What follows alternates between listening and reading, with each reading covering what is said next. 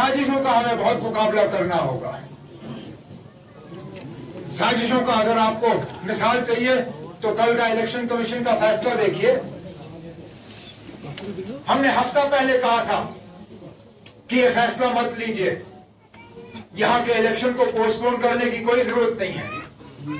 अरे जब बारिश पड़ रही थी तब नहीं किया, जब धूप निकली तब कहा इलेक्शन पोस्टपोन करो।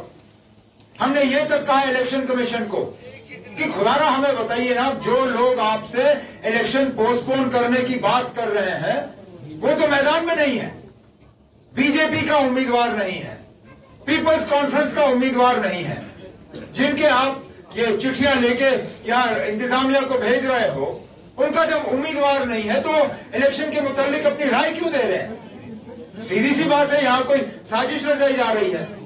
हमने ये भी कहा कि ना, अब आपने ये कॉन्स्टिट्यूंसी बनाई, लेकिन यहां से रजौरी पुंछ जाने के अलग रास्ते हैं। जरूरी नहीं है कि हर किसी को मुगल रोड से जाना है, वैसे भी मुगल रोड साल के 4 महीने 5 महीने बंद रहता है, तो इसका हम क्या मतलब निकालें कि 4-5 महीने के लिए मेंबर पार्लियामेंट साहब आर पार जाएंगे? नहीं, जम्मू से जा सकते हो, रियासी से जा सकते हो।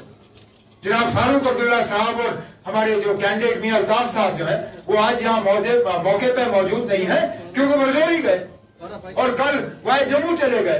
तो अगर वो जा सकते थे, इलेक्शन पोस्टपोन करने की जरूरत नहीं थी, लेकिन सोच समझ के एक साजिश के तहत जो है ये फैसला लिया गया, क्योंकि उनका गर्ज ये था कि हमारे जो गुजर बकरवाल जो है उनका वोट उनसे छीना जाए।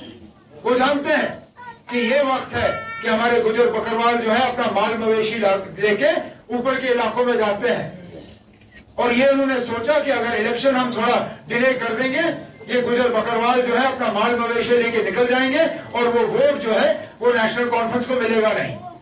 लेकिन कोई बात नहीं, आपने आज पोस्टपोन किया। ये जो हमारे ये हनाबदोश लोग हैं, हमारे जो गुजर बकरवाल हैं, ये भी आपके साजिश को नाकामयाब करेंगे इंशाल्लाह। ये भी इंतजार करेंगे, वोट डाल के यहां से निकल जाएंगे।